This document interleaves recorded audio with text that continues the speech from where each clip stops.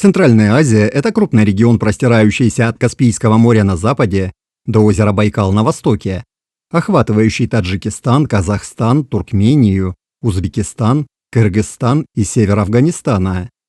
Этот регион оказался на перекрестке миграционных путей еще с тех пор, как современные люди покинули Африку, что привело к долгосрочному присутствию людей, богатой истории и высокому культурному разнообразию. Например, земледельческо-скотоводческие общины, существовавшие со времен джейтунской культуры 6000 лет до нашей эры, сменились земледельческими в эпоху энеолита 4800-3000 годы до нашей эры, жителями деревень, ведущими хозяйство, связанное с орошаемым земледелием. В эпоху Средней бронзы на юге Центральной Азии процветала цивилизация Бактрийско-Маргианского археологического комплекса с характерными протогородскими поселениями, мощными ирригационными технологиями и выраженной социальной иерархией. Около 3000 года до нашей эры в северной части Центральной Азии распространился кочевой образ жизни, который приобрел важное значение в этом регионе в эпоху поздней бронзы 2400-2000 годы до нашей эры. Ранее было показано, что популяции Бактрийско-Маргианского археологического комплекса представляют собой в основном смесь иранских 60-65% и анатолийских 20-25% земледельцев. Однако некоторые бактрийцы имели повышенную долю степного компонента, похожего на таковой у ямной культуры. А это позволяет предположить, что степное происхождение начало появляться в Центральной Азии примерно к 2100 году до нашей эры. Ранее сообщалось, что на 3 участках Бактрийско-Маргианского археологического комплекса 2100-1700 годов до нашей эры были выявлены люди с родословной, связанной со скотоводами Западной степи Среднего и Позднего бронзового века, которые уже имели на треть примесь от европейских земледельцев, что говорит об обратном потоке генов с запада на восток и далее на юг. В конце бронзового века, примерно с 1800 года до нашей эры, цивилизация Окса на своем заключительном этапе претерпела важные преобразования. Оставаясь в той же традиции, материальная культура обеднела. Исчезли некоторые керамические формы и артефакты. Отдельные места обитания были заброшены. Монументальная архитектура исчезла, уровень технологического развития как бы снизился.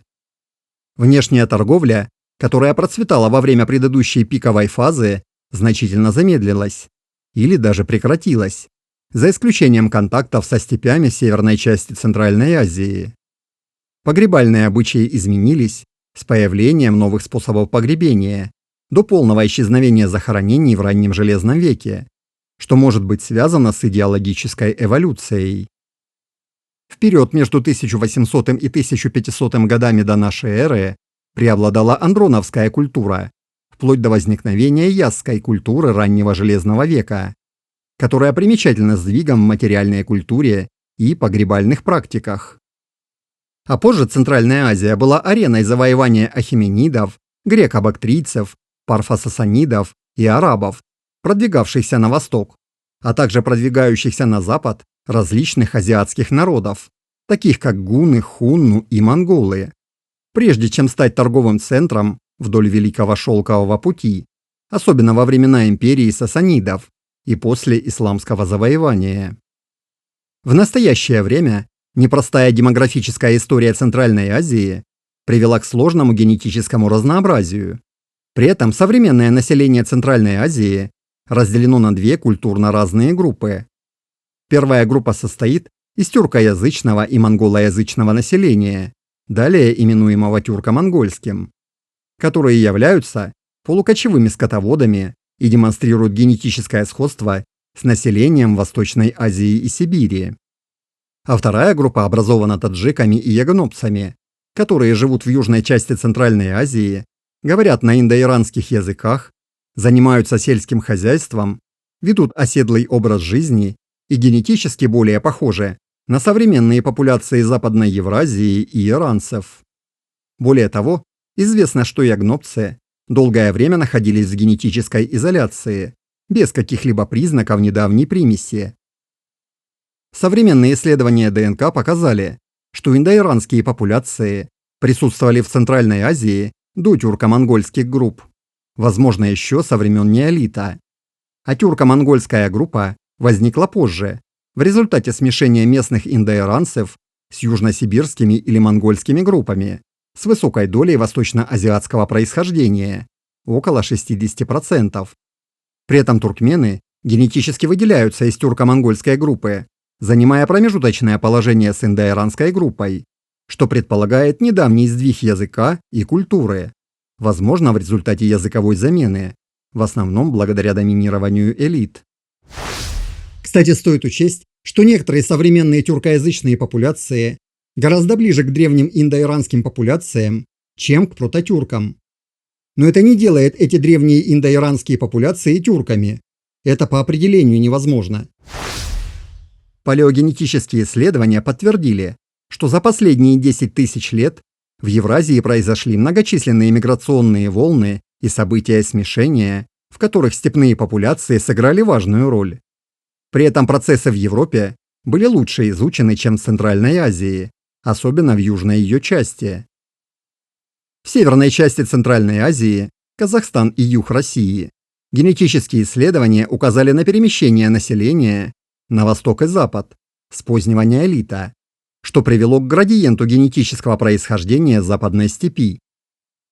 В южной части Центральной Азии, где большинство древних геномов датируется поздним неолитом и бронзовым веком, было показано, что жители Бактрийско-Маргианского археологического комплекса были тесно связаны с древними популяциями южной части современного Ирана, причем некоторые их представители демонстрировали дополнительное степное происхождение. Однако связи между современным ираноязычным населением и древними жителями южной части Центральной Азии остаются неясными. В связи с этим ученые поднимают ряд вопросов. Каковы генетические истоки современных носителей индоиранских языков? Можно ли проследить их происхождение до Железного или Бронзового века? Существует ли одна или несколько различных популяционных историй среди данной языковой группы населения? И какова роль туркмен в этой истории? Палеогенетические исследования предоставили дополнительные инструменты для поиска ответов на эти вопросы. В новой работе авторы проанализировали полногеномные данные 16 современных популяций из Узбекистана, Кыргызстана, Таджикистана, Западной Монголии и Южной Сибири совместно с древними и современными геномами. Результаты. Генетическое сходство современных и древних индоиранцев. Чтобы исследовать связь современных жителей Центральной Азии с разнообразными древними и современными евразийскими популяциями, авторы в анализе главных компонент спроецировали 3102 древних генома на 1915 современных. Кстати, подробно остановлюсь на графике анализа главных компонент, потому как он отражает общую картину генофонда всей Евразии. Это сложно, но очень важно. Прошу, постарайтесь вникнуть в графику. При этом обращаю ваше внимание, что во всех работах эти графики отличаются только масштабом и некоторыми деталями проекции на плоскость. А положение на них популяции рассчитано очень точно. К ним только добавляются новые древние и современные образцы. При этом последние работы палеогенетиков опираются на предыдущие исследования, обзоры которых также есть на канале. Только новые дополняют, корректируют и уточняют их результаты, что говорит о высокой точности современных методов. Кстати, это так к достоверности данных на канале. Но продолжим. На графике анализа главных компонент современные популяции по первой главной компоненте разделяются на восточные и западные, по второй – на европейские и южноазиатские, а третья компонента разделяет байкальские популяции из восточноазиатского кластера. Современные индоиранцы из Центральной Азии группируются вместе на первых трех компонентах, в то время как тюрко-монгольские представители образуют градиент от индоиранского кластера к древним байкальским образцам на третьей компоненте, в соответствии с культурной кластеризацией вместо географии. В индоиранской группе наблюдается субструктура, состоящая из ягнопцев, тесно связанных с западным кластером, в то время как популяции таджиков тянутся к байкальскому кластеру, что указывает на некоторую незначительную дополнительную их близость к охотникам-собирателям из Восточной Азии или Байкала. Древние представители степи бронзового и железного веков, а также исторического периода, попадают на клину, простирающуюся от европейских до восточноазиатских групп. А древние жители южной части Центральной Азии, неолита, бронзового и железного веков, расположены на линии, простирающейся от иранских земледельцев неолита до современных иранцев и ягнопцев. В целом древние и современные индоиранские популяции из Центральной Азии вместе образуют линию между неолитическими иранскими земледельцами и кластерами Центральной степи бронзового века с явным сдвигом в сторону степного происхождения между бронзовым и железным веками и незначительным сдвигом в сторону восточноазиатского происхождения между железным веком и настоящим временем. Причем этот сдвиг более заметен у таджиков, чем у ягнопцев. Анализ примесей с тем же набором данных подтвердил у всех современных индоиранцев наличие генетического компонента, максимизированного у иранских неолитических земледельцев, темно-зеленый цвет на графике. Среднее значение для ягнопцев 37%, а для таджиков 25%. Другой компонент индоиранцев – бледно-зеленый. Среднее значение для ягнопцев 13%, а для таджиков 10%. Максимизирован у охотников-собирателей Восточной Европы, а также у западных и скандинавских охотников-собирателей. Третий компонент – темно-синий. Среднее значение для ягнопцев 36%, а для таджиков 29%. Полностью не максимизирован ни в одной из проанализированных популяций, но встречается у современных европейцев и у анатолийских неолитических земледельцев. А четвертый компонент – максимизированный у байкальских охотников-собирателей, шаманки неолита, и в значительной степени присутствовавший во всех современных тюрко-монгольских популяциях, красный на графике, примерно 50% в среднем, также присутствует, но в меньшей степени, и у современных индоиранских популяций, причем его доля у ягнопцев значительно меньше, чем у таджиков, а именно 7 и 14% соответственно, ровно в 2 раза. При этом таджики разделяют около 4% предков с современными жителями Восточной Азии. Этот компонент, обозначенный на графике розовым цветом, максимизирован у китайцев, а также присутствует во всех тюрко-монгольских популяциях из Центральной Азии. Среднее значение 10%, совместно с 8% компонента, который максимизирован в современных популяциях Южной Азии, оранжевый. При этом оба этих компонента отсутствуют у ягнопцев. Этот анализ также согласуется с анализом главных компонент и для древних групп. Жители Юго-Центральной Азии Железного века демонстрируют профиль, удивительно похожий на профиль ягнопцев, без вклада охотников и собирателей Байкала. Скотоводы Центральной степи Бронзового века демонстрируют аналогичный профиль, за исключением значительного увеличения иранского происхождения. А скотоводы Западной степи имеют компонент, максимально выраженный у западноевропейских охотников-собирателей, бежевый цвет, который отсутствует у современных индоиранцев. Таким образом, современные ираноязычные популяции находятся посередине между популяциями Бронзового века Центральной степи и южной части Центральной Азии, аналогично людям Железного века Туркмении с ограниченным вкладом от групп Восточной и Южной Азии. Кстати, обратите внимание, когда и сколько появляется компонента, связанного с тюрками и монголами. Это их маркером является восточноазиатский компонент. Это доказано уже неоднократно. В данной работе в качестве такого маркера используют байкальские популяции. Причем не палеолитические, как многие путают. Это не представители стоянки Мальта, а представители шаманки раннего неолита. Это большая разница. А то, что некоторые центральноазиатские популяции позже смешались с восточноазиатами-тюрками, не делает всех их предков тюрками. Потомков да, предков нет. Это подмена понятий. Кстати, в комментариях как-то писали, что автор канала, то бишь я, не любит тюрков. Ребята, это что, пельмени, чтобы их любить или не любить? Или мы здесь как за футбольные команды болеем? Но это честно, накипело уже. Кстати, у тюрков есть своя реальная история, зачем ее искажать? Она и так интересная. То, что они сохранили сейчас некоторые культурные традиции, это им только в плюс. Но зачем сочинять и мечтать? Это как считать всех предков тех, кто сейчас перешел на английский язык, англичанами. Но это же бред. Или как Абрама Петровича Ганнибала считать русским только потому, что он прадед Александра Сергеевича Пушкина. Но это так не работает. Кстати, по поводу заселения Америки и сходства языков никто так достоверных источников и не предоставил. Все сводится к тому, что я где-то прочитал, я вот посмотрел в интернете, вот видео в Ютубе. Ребята, вы дети малые. Вам нужно объяснять, что такое достоверные источники? Ну так если не знаете, почитайте. Или который понравился, тот и достоверный. А что касается языков, то задумайтесь. А есть ли в мире языки, у которых не было бы ни одного сходства с другими языками? Кстати, попытка объяснить логикой пробелы в знаниях – это нормально, но зачастую это путь в никуда. Вот вам простой пример. Попробуйте объяснить, почему яблоко темнеет на срезе. Некоторые скажут, что это окисляется железо, но это полная ерунда. Попробуйте почитать про полифенол-оксидазу и ее взаимодействие с полифенолами. Для многих это будет сюрпризом. Кстати, задайте этот вопрос знакомым и напишите в комментариях, какой получите ответ. Я прошу прощения за столь долгое отступление, но иногда просто накипает. Поэтому перейдем сразу к итогам. Итоги.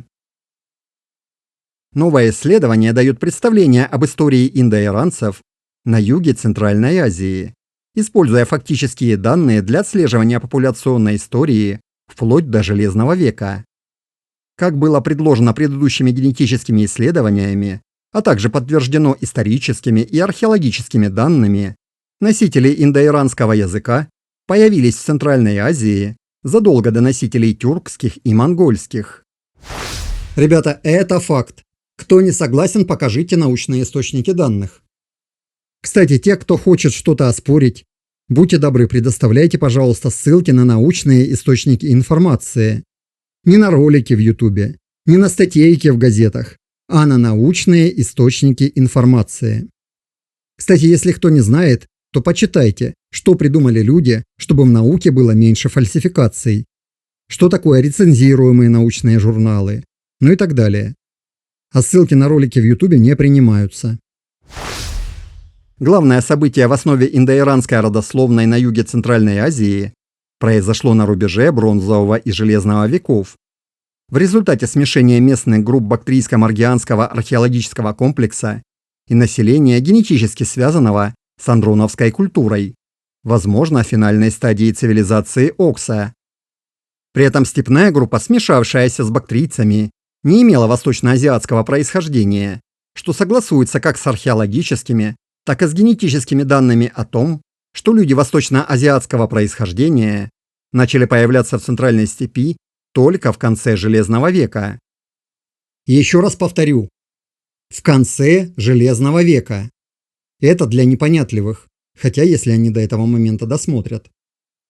Поскольку кочевники конца Бронзового и Железного веков генетически очень неоднородные, авторы считают, что источник происхождения западных степей, найденный в южной части Центральной Азии Железного века, возможно, еще не определен.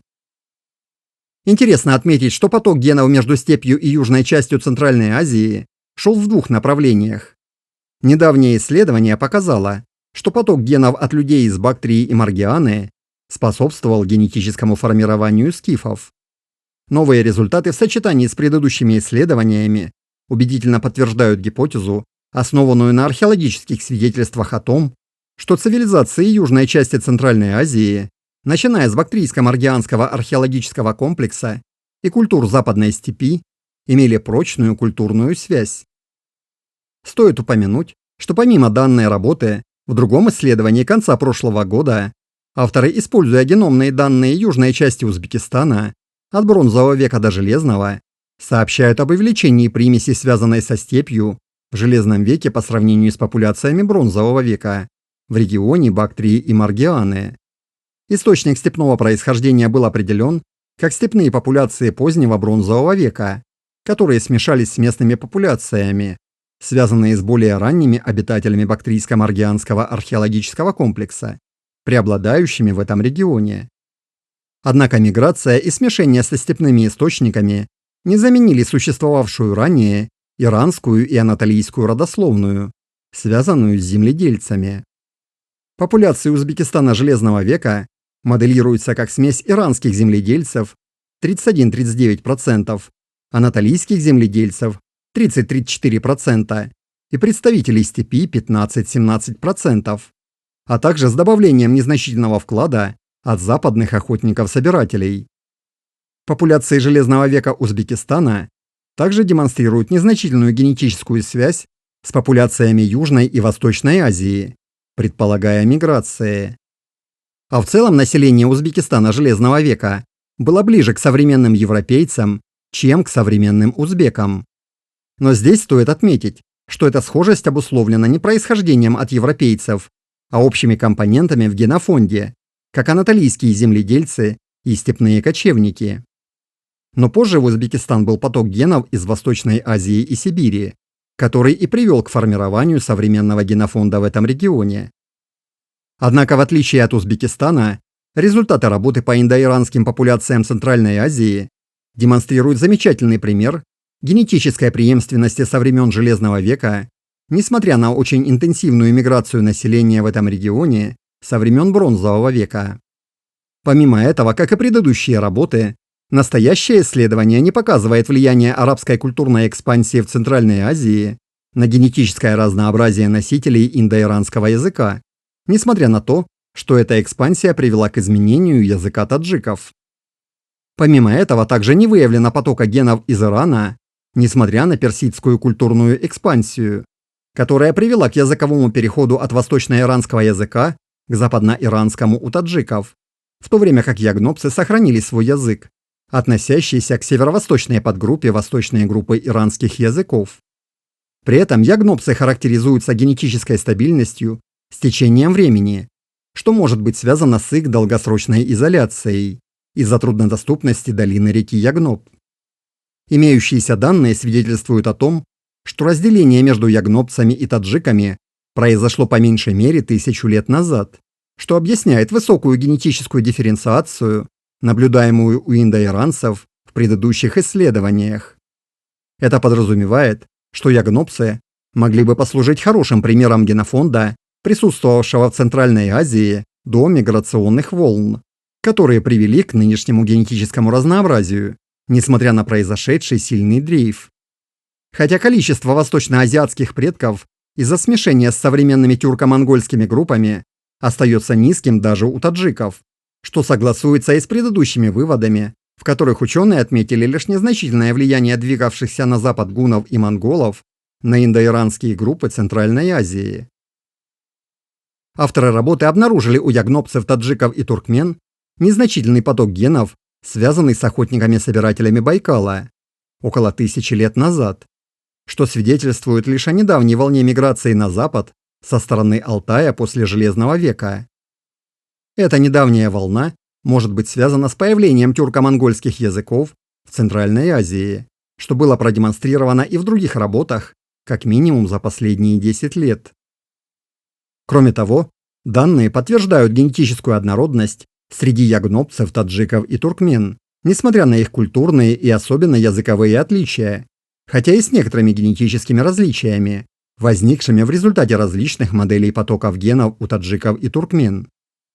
Примечательно, что в новой работе авторы засвидетельствовали ранее неизвестное событие примеси из Южной Азии у таджиков, несмотря на свидетельство такой примеси у иранских туркмен.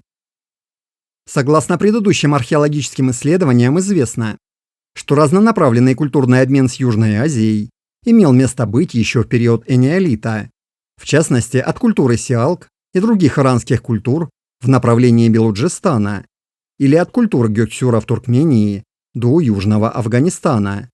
В противоположном же направлении с юга на север керамика типа Мундигак-3 провинции Кандагар находит параллели вплоть до Бадахшана на северо-востоке Афганистана. А материалы из Белуджистана и раковины, используемые в ожерельях и браслетах из Аравийского моря, найдены на участках Саразм в Таджикистане, что свидетельствует о торговом обмене на большие расстояния. Интересно, что генетическая близость между группами южной части Центральной Азии и Южной Азии уже была предложена для образцов Бактрийско-Маргианского археологического комплекса и поднимает вопрос о сроках этого потока генов. Дата смешения с южноазиатскими компонентами, полученная исследователями, совпадает с переходом с восточного на западно-иранский язык у таджиков и связывается с персидской экспансией 1500 лет назад. И, наконец, случай с туркменами является ярким примером того, как население меняет язык и культуру без существенных генетических изменений. Действительно, тюркоязычные народы, населяющие всю Евразию, являются результатом нескольких кочевых миграций, которые охватывают территорию от Сибири до Восточной Европы и Ближнего Востока через Центральную Азию и происходили в течение длительного периода с V по XVI век.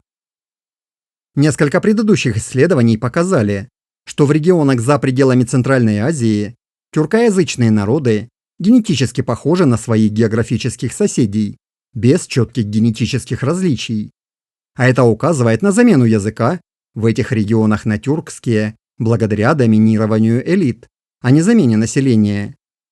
Туркмены вписываются в эту глобальную модель, но являются исключением в своем регионе, потому как другие тюркоязычные популяции Центральной Азии, такие как киргизы или казахи, демонстрируют другой генетический профиль с явным доминированием восточноазиатских и байкальских компонентов, что свидетельствует о более значительной примеси кочевников из Южной Сибири и Монголии, которые датируются примерно X-XIV веками. А небольшое количество восточноазиатских предков у туркмен было связано с примесью, датируемой примерно XV веком, то есть немного позже первой примеси в Центральной Азии, и может происходить от этих тюрко-монгольских групп. А генетическая близость туркмен к современным западноевразийским популяциям, отмеченная в более ранних исследованиях, обусловлена общим степным происхождением. При этом в целом случай с туркменами представляет собой еще один пример, когда язык и генетика не совпадают, ставя под сомнение идею о распространении языков только посредством миграций. А в завершение я хочу отметить, что на канале наконец-то доступна теперь функция спонсорства. Всех неравнодушных прошу поддержать канал. А я, как обычно, на этом не прощаюсь. Хорошего вам настроения и до новых выпусков. И не забывайте про другие способы поддержки.